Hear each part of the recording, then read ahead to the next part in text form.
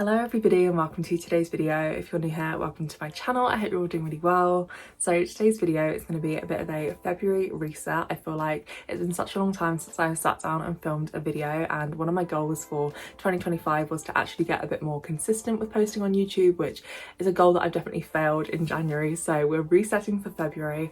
I've said on this channel before that I tend to find that New Year's resolutions don't work for me personally. I like to set broader goals for the year, so I thought today we could talk through my vision board for 2025. I always love making a vision board in January, and that's definitely something that I did for this year. So yeah, I wanted to share that with you guys, and then I also fancied vlogging today, so we'll see what we get up to as well. But yeah, I hope you enjoy watching.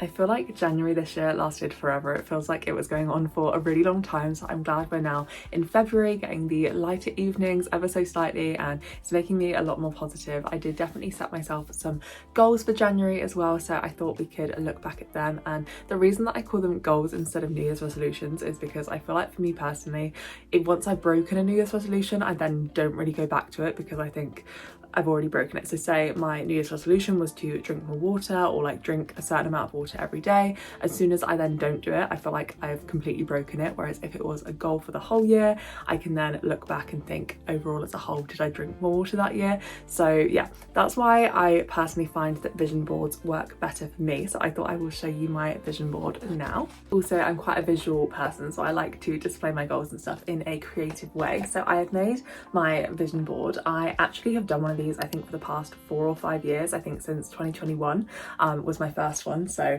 yeah, I love making these as well. I feel like I display them on my desk at home, like I put them above my desk and I can look at it every single day. I don't really like deeply look into it too much, and then at the end of the year I can kind of reflect back, but I think having it as like a subconscious thing that I can look at and internalize those goals every day works well for me. So yeah, this is my vision board. We will go through it now. I will pop it on the screen so you guys can see it too, but I've got lots of quotes on here. So a lot of them are about like self-growth. So I've got taking care of yourself is productive. Today I'm choosing to be calm, happy and positive.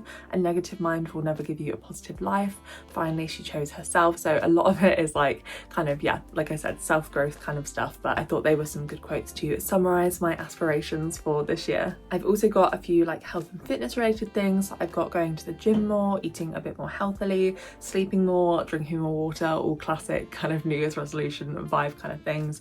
But I will say for January, it definitely something that I've been focusing on is getting more into the gym. I used to love my fitness stuff, and I feel like over the past couple of years I've definitely kind of gone out of that phase, but I've really enjoyed going back to the gym, and starting a new gym in January I feel like has been really good for me, so that was fun. So I'm definitely working towards that goal already. I always have some travel related things on here. I feel like travel is a big part of what gives me enjoyment and makes me happy, so I've got quite a few trips planned for this year, but the main two that I've put on here are Vietnam and Cambodia, which is coming up soon, which I'm really looking forward to. I will of course be vlogging that trip as well, so stay tuned for that. I've got a couple of more practical house bits that I want to do on here, so like home DIY stuff, and then also I've got a few just general creative hobbies, DIY things as well, because I feel like I really want to tap into that side more as well.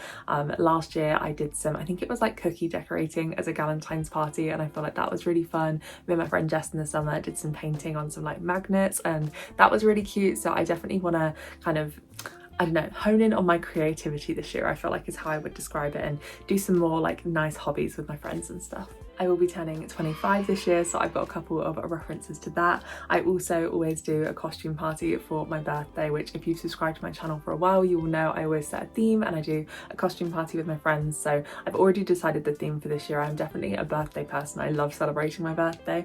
So yeah, I've got my outfit ready already for that. So yeah, there's a little nod to that on my vision board as well. And then a few final themes that stand out to me are fashion. So I've got a quote on here of, I love my style, I love my vibe, I am my biggest fan, which I feel like is a nice vibe to project anyway, but I really want to work on my personal style this year and kind of hone in on that a bit more. I feel like I love buying clothes, and fashion is obviously a big part of my YouTube channel as well, but I want to work on like crafting my personal style and being more specific with like the clothes that I buy, so that I can buy and wear things that are more longer lasting and not just stuff that's kind of going with the trends. The second theme I've put in a quote around, I am in my money saving era, so that's that's definitely something that I want to get better at this year. And then the third theme kind of contradicts the second one, because I put about going to concerts and clubs and that sort of thing a lot more. I feel like maybe it's where I'm turning 25 this year, but I really want to embrace being in my 20s and do all of the stuff that you kind of are expected to do when you're young. I love my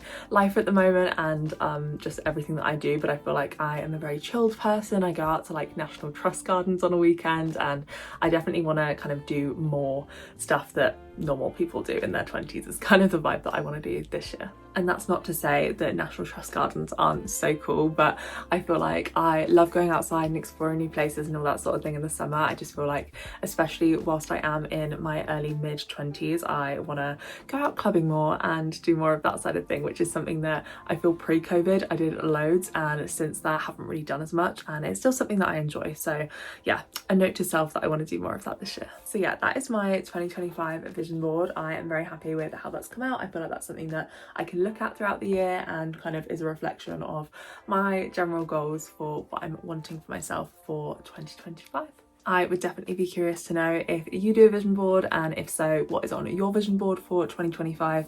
Personally, I think it works for me well because then I can keep all of them from previous years, and I find it funny to go and look back at, say, like the things that I saved for 2021 and what I wanted to do then, because obviously my life is quite a bit different to what it was back then, and I feel like it's nice to kind of reflect and look back.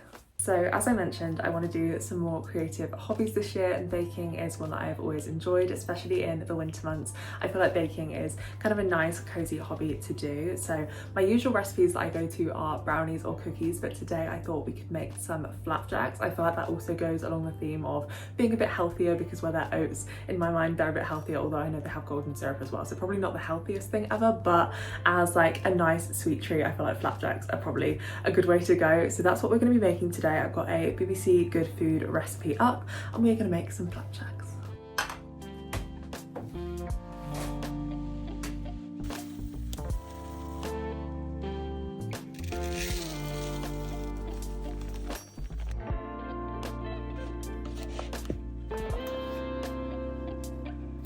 Okay, so the flapjacks now are in the oven, so I've got to wait for 15 minutes and then they will be all done. Hopefully they are very nice. They were suspiciously easy to do.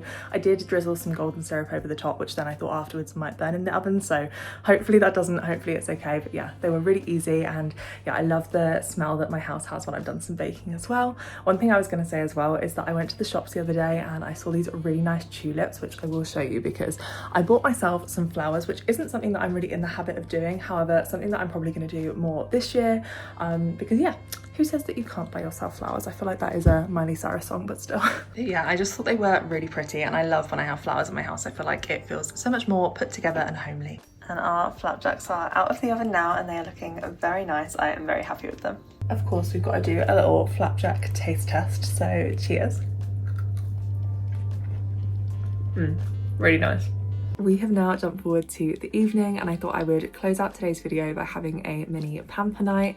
I feel like when it's cold outside, treating yourself and having a little mini pamper night for yourself is always a good thing. So I've taken off my makeup, and I'm either going to do a face mask or some eye patches. I think I'm leaning towards the eye patches for tonight because I'm feeling particularly tired at the moment, so hopefully they will do good things for my eye bags. And then because I'm on day 5 hair, I want to say, I'm definitely going to be washing it in the morning, so I thought I would put on some hair oil and leave that in overnight.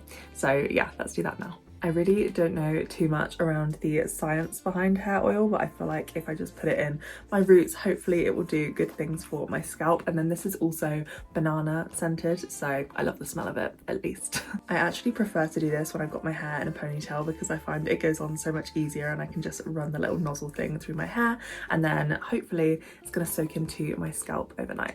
And now I feel like I have decided on the eye patches for this evening, just so I now don't need to slick my fringe back into my now really oily hair. So let's put these on. I don't know if it's because my hands are now super oily, but I can't for the life of me get these out of the packet. Okay, they're out the packet, so let's put these on. That is one eye patch done. I've never tried this brand of eye patches before, but they definitely feel very cooling immediately, so that's nice. Okay, so it says to leave them on for 20 to 25 minutes, so that's actually perfect. It gives me enough time to get my pajamas on with my very oily hair, and I'm gonna start watching the final ever episode of Lost, which is a TV show that I've been watching recently and really enjoying. I am now coming to the end of it though, so if you have any good TV show recommendations for me, I would love to hear them. But yeah, that concludes today's video. I hope you've enjoyed watching. If you have, I would love it if you would consider liking and subscribing, and I will hopefully see you in my next video. Bye! It feels weird ending a video with eye patches on.